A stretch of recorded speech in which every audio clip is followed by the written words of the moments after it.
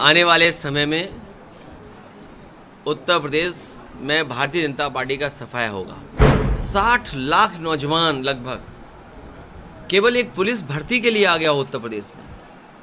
तो सोचिए उत्तर प्रदेश में क्या हालत है। भारतीय जनता पार्टी दल नहीं है, गिरोह है। अमृतसर की पावन धरती, प्रकाश पर्व का शुभ दिन, एक परंपरा की शुरुआत। मुख्यमंत्री तीर्थ यात्रा योजना। अब हर उम्र और हर तबके के लोग अपने अपने तीर्थ स्थलों का सफर कर सकेंगे। नांदेड़ यानी खंड श्री हुजूर साहिब तख्त। बस भगवंत मान दे बहुत शुक्रमान है, साडा बेटा है भगवंत मान। मुख्यमंत्री मान ने इन हजारों बूढ़े माँ बाप के लिए एक बेटे का फर्ज निभाया है। इसलिए उत्तर प्रदेश के मतदाता और देश के मतदाता से अपील यही है कि भारतीय जनता पार्टी का सफाया हो, तभी संविधान बचेगा, तभी लोकतंत्र बचेगा, तभी हमारा बाबा साहब भीमराव अंबेडकर जी का दिया हुआ संविधान से देश चल पाएगा। कार्यकर्ता नेताओं से भी मुलाकात हो गई और इनका नुकसान ये हुआ, इन्हें भोजन 2 बार बनवाना पड़ा, लेकिन मैं धन्यवाद देता हूँ इनका। आने वाले समय में उत्तर प्रदेश में भारतीय जनता पार्टी का सफाया होगा। जिस तरीके से जनता निराश है, दिल्ली में किसान धरने पर बैठा है, हाल ही में जो भी परीक्षा हुई हैं सब में कहीं ना कहीं पर्चा लीक हुआ है और बड़े पैमाने पर सरकार पे आरोप लगे हैं। सोशल मीडिया देखें और कुछ अखबारों को हम देखें तो किस तरीके से जानकारी और सूचनाएं मिल रही हैं कि जगह जगह पर पेपर लीक हुआ है। सोचिए किसान धरने पर हो, 60 लाख नौजवान लगभग केवल एक पुलिस भर्ती के लिए आ गया उत्तर प्रदेश में। तो सोचिए उत्तर प्रदेश में क्या हालत है। और निवेश के नाम पर, इन्वेस्टमेंट के नाम पर वही कुछ लोगों को बुला लेना, मीडिया मैनेजमेंट कर देना और जनता में ये संदेश देना कि बहुत बड़ा निवेश उत्तर प्रदेश में आ रहा है। निवेश के कार्यक्रम में जहां प्रधानमंत्री आए, मुख्यमंत्री हों, देश के मंत्री हों और ये भरोसा दिलाएं कि निवेश उत्तर प्रदेश में आ रहा है, तो कम से कम अब 7 साल बाद सरकार को बताना चाहिए कि उनके निवेश के आने से इतने नौजवानों को रोजगार और नौकरी मिली है और इतने रुपए का निवेश ज़मीन पर पहुंच चुका है। लगातार सरकार झूठ बोल रही है और जो चंडीगढ़ में हुआ है, ऐसे बोर्ड की लूट कहीं नहीं देखी होगी, जहां सुप्रीम कोर्ट के भी माननीय सुप्रीम कोर्ट से जो संदेश आया है, जो जिस तरह से बातें हम और आपने देखी और सुनी है। सोचिए क्या ये चुनाव हो रहा है? क्या भारतीय जनता पार्टी बोर्ड को नहीं लूट रही है? ये भारतीय जनता पार्टी दल नहीं है, एक गैंग टाइप बन करके काम कर रहा है। और समय समय पे हम लोगों ने देखा है कि भारतीय जनता पार्टी दल नहीं है, गिरोह है और कोई भी काम करा सकते हैं। जब एक अधिकारी से वोटों में हेर फेर हो सकती है, खुलेआम सीसीटीवी पे देखा। मैं बधाई देना चाहता हूँ सुप्रीम कोर्ट को, जिसकी वजह से कम जनता के सामने सच्चाई आई है। और बधाई उन लोगों को भी दूंगा जिन लोगों ने आखिरी वक्त तक वो लड़ाई लड़ी। अगर वो निराश हो जाते, चाहे वो आप दल हो, कांग्रेस हो या और दल हो, जिनकी लड़ाई की वजह से कम भारतीय जनता पार्टी का ये जो चेहरा है वो बाहर आ गया कि किस तरीके से दल नहीं, एक गिरोह के रूप में काम कर रहे हैं। राहुल गांधी जी की यात्रा का 2 जगह आप शामिल नहीं हो। अंत भला तो सब भला, क्या समझे? तो क्या माना जाए? आप समझदार हो? सर गठबंधन होगा या शीट शेयरिंग को लेकर होगा। विवाद छिड़ा हुआ है। कोई विवाद नहीं है, आपके सामने सब चीजें साफ हो जाएंगी बहुत जल्दी। पांडे जी ने कहा है बीएसपी के लिए कि उनके लिए अब ये बात सब पुरानी हो गई। अरे हमारे पत्रकार साथी कितनी पुरानी बातें बता रहे हो। मैंने आपसे क्या कहा, कितना अच्छा सवाल पूछा और कितना अच्छा जवाब दिया मैंने, और उसी में से आप सब कुछ निकाल लो। आपकी पार्टी के सलीम शेरवानी अंत भला तो सब भला। सलीम शेरवानी ने समाजवादी पार्टी छोड़ने की बात करी है और वो कह रहे हैं कि पीडीए को जो है बर्बाद कर दिया है, पीडीए में कुछ नहीं है। अखिलेश यादव आपका नाम लेकर के निशाना साहब। कोई बात नहीं, ये राजनीति में कई ऐसे मौके आते हैं, लेकिन समाजवादी पार्टी की कोशिश रहेगी कि लोगों को जोड़ना, लोगों को साथ लाना। अगर पार्टी में कहीं कुछ नहीं कभी दे पाए तो समय आने पर बहुत से लोगों को देने का काम पार्टी करेगी। काम सम्मान किसान दिल्ली कूच के लिए जा रहा है, क्या असर रहेगा? कांग्रेस से गठबंधन नहीं होगा, ये क्यों सोचते हो आप?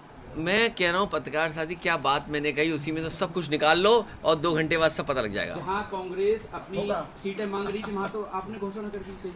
अरे मैं आपसे क्या कह रहा हूँ, आपको चिंता और हमें इस बात पे फिक्र करनी चाहिए कि भारतीय जनता पार्टी पर्यायवाची है भ्रष्टाचार की। ये नहीं दिखाई दे रहा हमें। और स्वामी प्रसाद जी ने नई पार्टी बना ली है, क्या इंडिया में उन्हें जगह मिल पाएगी इंडिया गठबंधन में? देखिए, इंडिया गठबंधन बहुत आगे बढ़ चुका है। मुरादाबाद में लोकसभा में पुराना घर ही रहेगा या कोई नया चेहरा आ सकता? कहाँ पर? अभी टिकट मत बांटो भाई।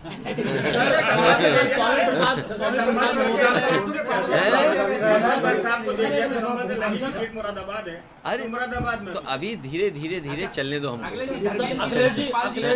हैं? धर्मेंद्र जी की जगह शिवपाल जी। तो धर्मेंद्र भी लड़ेंगे, वो धर्मेंद्र भी लड़ेंगे, चाचा भी लड़ेंगे।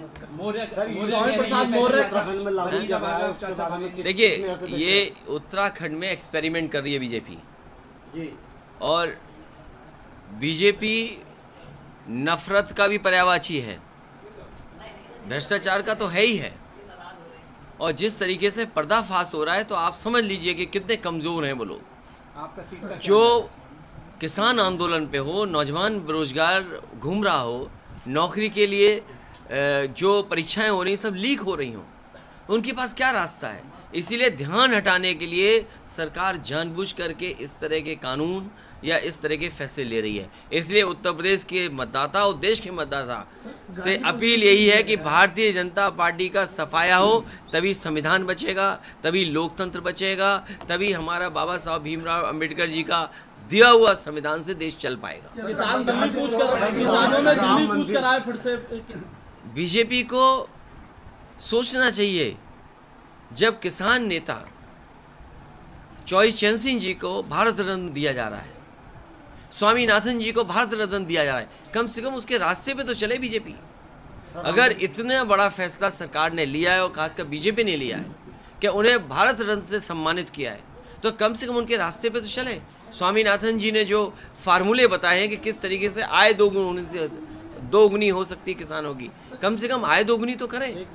और हमारे किसान नेता चौधरी चरण सिंह जी जो सपना देखते रहे कि किसान हमारा खुशहाल हो, कम से कम भारत रत्न मिला है उन्हें, तो इस रास्ते पे तो चल के दिखाए बीजेपी। स्वामी प्रसाद बोल रहे हैं आपको और रामगोपाल यादव को लेकर के जो लगातार बयानबाजी कर रहे हैं। बात खत्म हो गई ना, बात देखिए, बात खत्म हो गई। वो हमारे साथ थे, अब हमारे साथ नहीं है, तो बात खत्म हो गई। मुख्तार अंसारी के जो भाई हैं गाजीपुर से, अफजाल अंसारी को, तो वो तो शायद गैंगस्टर के आरोपी हैं। और बीजेपी में कोई नहीं है, बीजेपी में सब शरीफ हैं लोग। क्या संदेश जाएगा भाई? नहीं, बीजेपी में आप, हाँ, बहुत अच्छा सवाल पूछा इन्होंने। हालांकि मैं अभी मोबाइल पे मेरे पे वीडियो नहीं है, लेकिन मैं चाहूँगा आपको शेयर करा दूँगा।